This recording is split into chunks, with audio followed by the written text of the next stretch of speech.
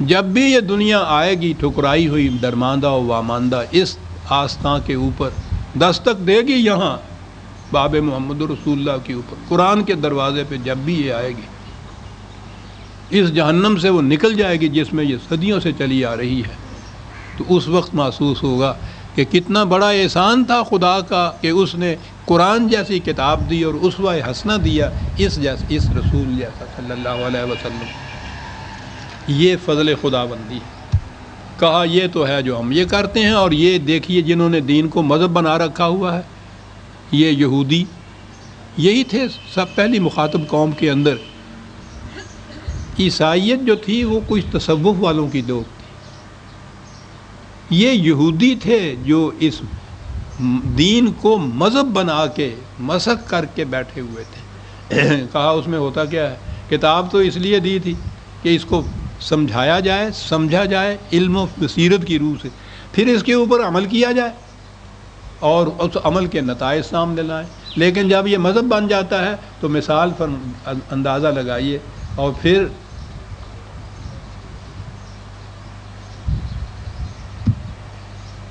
مثل الذین حملوا التوراۃ ثم لم يحملوها کمثل الحمار يحمل اسفارا۔ کہا کہ یہ کتابیں لیے پھرتے ہیں، تورات بھی ان کے بغل میں ہے، سر آنکھوں پہ اٹھائے ہوئے پھر رہے ہیں، اس بنا پہ اپنے آپ کو بہت صاحب کتاب کہتے ہیں، دھوکہ دیتے ہیں۔ کہا کیفیت ان کی یہ ہے، یوں ہی سمجھو یہ جو کتابیں اٹھائے پھرتے ہیں جیسے کسی نے گدھے پہ کتابوں کا انبار لاد دیا ہو۔ اب گدھے کے اوپر وہ جس قسم کا جی چاہے کتاب لاد دیجیے، قرآن لاد دیجیے، تورات لاد دیجیے، گرنتھ صاحب رکھ دیجیے، یعنی اس سوال ہی نہیں ہے۔ اور یہ حمل التورات ہے، یہ عربی زبان کا یہ جو لفظ ہے، اس کے معنی ہوتے ہیں ذمہ داریاں عائد کرنا کسی کے اوپر۔ یہ وہ گدھے کے بوجھ اٹھانے والی بات نہیں کہ ان کتابوں کی روح سے، تورات کی روح سے ان کے اوپر جو ذمہ داریاں عائد کی گئی تھی ان کو تو پورا نہیں کرتے، کتاب اٹھائے پھرتے ہیں۔ عزیزان من، اپنی حالت پہ آپ ہی غور فرما لیجیے۔ ہم اگر عرض کریں گے تو شکایت ہوگی، کیا یہی کیفیت ہماری نہیں ہے؟ کس طرح سے اٹھائے پھرتے ہیں قرآن کو۔ انہوں نے تو اس طرح اتنی بلندیوں سے اس کو اٹھایا ہی نہیں تھا جس طرح آپ اٹھا رہے ہیں۔ اور پھر لم یحملوہا کی جو کیفیت ہے، کہ کتابیں تو اٹھائے پھر رہے ہیں یہ، اور جو کچھ اس میں کہا گیا ہے اس کی طرف کوئی توجہ نہیں۔ یہ تو ایسا ہی ہے جیسے گدھے پہ انبار لاد دیا جائے کتابوں کا۔ بئس مثل القوم الذین کذبوا بآیات۔ کہا ہم نے یہ مثال تو دی ہے، ناگوار تو گزری ہوگی جناب کو، لیکن سوچ لیجئے کہ کتنی سچی چیز ہے، کتنی بری مثال ہو جاتی ہے اس قوم کی۔ اس کو کہا ہے کذبوا بآیات اللہ۔ آپ کو معلوم ہے، میں نے بتایا تھا قرآن کی اصطلاحات ایک اپنی جگہ ہمالیہ پہاڑ ہے۔ ایک تو ہے کفر، ہم مانتے ہی نہیں ہیں اس کو، غیر مسلم، ٹھیک ہے، اعلانیہ کا۔ ایک یہ چیز ہے کہ یہ اس قرآن کو یا اس کتابوں کو خدا کی وحی کی روح سے ملی اٹھائے ہوئے ہیں، سر آنکھوں پہ رکھا ہوا ہے، چوم رہے ہیں، غلافوں میں بند ہے، تعظیم ہو رہی ہے، پیٹھ نہیں کرتے اس کی طرف، کیفیت یہ ہے۔ لیکن ان کے احکام جو ہیں ان کی تکذیب کر رہے ہیں، مانتے نہیں ہیں۔ اسے تکذیب کہتے ہیں، کسی چیز کو ماننا لیکن عملاً اس کے اوپر نہ لانا۔ بئس مثل القوم الذین کذبوا بآیات اللہ واللہ لا یہدی القوم الظالمین۔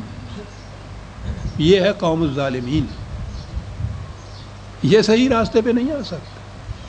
یہ مطمئن ہو جاتے ہیں ان میں سے تو اکثر سیلف ڈیسیپشن، خود فریبی سے، کہ واقعی ہم صحیح دین کے اوپر صحیح اسلام پہ چل رہے ہیں، صحیح اسلام پہ چل رہے ہیں، باقیوں کو دھوکے میں رکھتے ہیں، وہ جاہل ہوتے ہیں سر۔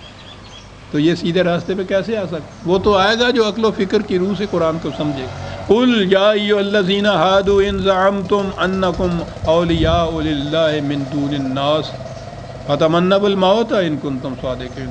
بہت بڑا معیار بتایا، دعوی صداقت کا ثبوت اگر تم یہ کہتے تھے یہودی کہ ہم خدا کی چہیتی اولاد ہیں، جنت ہمارے لیے مختص ہے، اول تو کوئی بنی اسرائیل والا جہنم میں جائے گا ہی نہیں، اور کچھ ان کا ایک گروہ تھا، اس کا عقیدہ تھا کہ جائیں گے چند دنوں کے لیے، کہ جتنوں میں ہمارے ہاں کے سفارشیوں کو پتہ نہیں چلے گا کہ انہوں نے ہمیں جہنم میں بھیج دیا ہے، جب پتہ چلے گا تو بھاگے بھاگے جائیں گے خدا کے پاس اور وہاں سے جا کے معافی نامہ لے آئیں گے، اور پھر ہم جنت سے نکل کے جنت میں چلے جائیں گے۔ لیکن بہرحال جنت میں جائیں گے، اور اس کے بعد یہ تھا کہ کوئی غیر از بنی اسرائیل جنت میں جا ہی نہیں سکے گا۔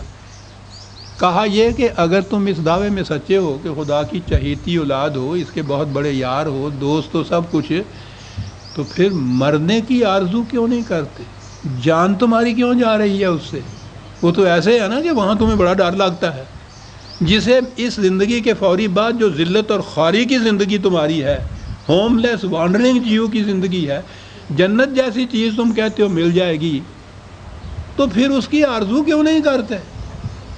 بھاگ کیوں رہے ہو اس موت سے؟ کیسی عمدہ دلیل ہے؟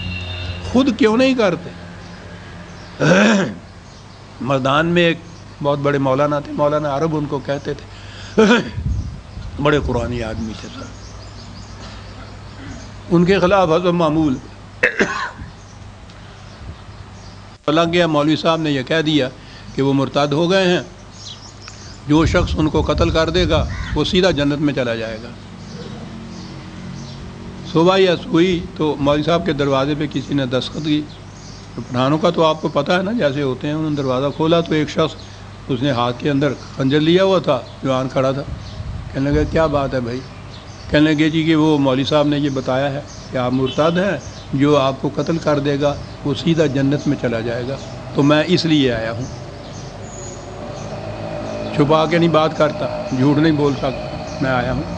کہنے لگے بہت بہتر بات ہے، ٹھیک ہے میں تیار ہوں، لیکن ایک بات میری پہلے سن لو، جس مولوی صاحب نے یہ کہا ہے اس سے جا کے پوچھو کہ کیوں آپ کو جنت میں جانے کی خواہش نہیں ہے؟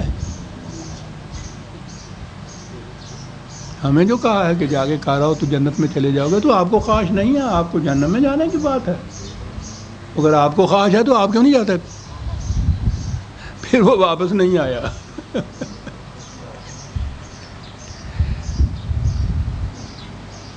یہ جب ہجرت موومنٹ یہاں چلی ہے نا، چلا جا رہا تھا قافلہ در قافلہ، بیٹھے ہوئے تھے اور لیڈر یہاں بیٹھے ہوئے تھے، میں نام نہیں لینا چاہتا کون لوگ تھے، وہ ہمارے جذباتی لیڈر، وہ لاہور میں بیٹھے ہوئے تھے میز کرسی بچھا کے، کوئی نام وام لکھتے تھے کچھ، تو ان سے کہا کہ اتنے لوگوں کو آپ نے بھیج دیا ہے، آپ یہاں بیٹھے ہوئے ہیں، ہجرت کیوں نہیں کرتے؟ کہنے لگے ہم ریکروٹنگ آفیسر ہیں۔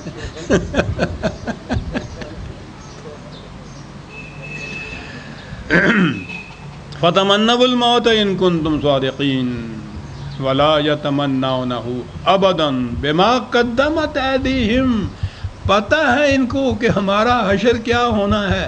یہ جو بھاگا ہوا مجرم ہوتا ہے وہ جاتا کیوں نہیں تھانے میں؟ خود اسے پتہ ہے شاہی قلعے میں لے جائیں گے۔ کیا بات قرآن نے کہی کہ پتہ ہے کہ ہمارا حشر کیا ہونا ہے، اس لیے موت کی تمنا کیوں کرے؟ لیکن انہیں پتہ نہیں کہ واللہ علیم بالظالمین، کہاں تک بھاگ جاؤ گے؟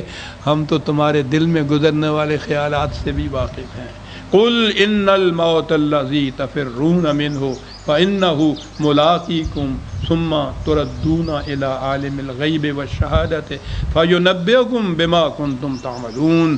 جس موت سے بھاگے بھاگے پھر رہے ہو وہ تو ایک دن آ ہی جانی ہے، اس نے تمہیں پکڑ ہی لینا ہے، اور اس کے بعد پھر وہ مکافات عمل کا جو دور ہے اس میں جانا ہی ہے۔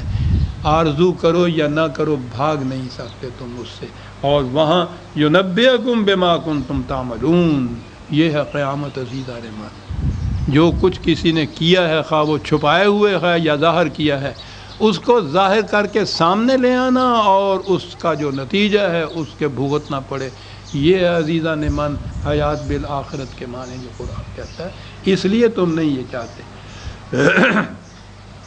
آیت اگلی آئی ہے، اس کا لیے وقت ہو جائے گا میرا خیال ہے، ایک سال کچھ بس ہے نہیں، اور 2-1 منٹ مانگنے سے بھی آپ دے دیں گے۔ ہاں یا ایھا الذین آمنوا اذا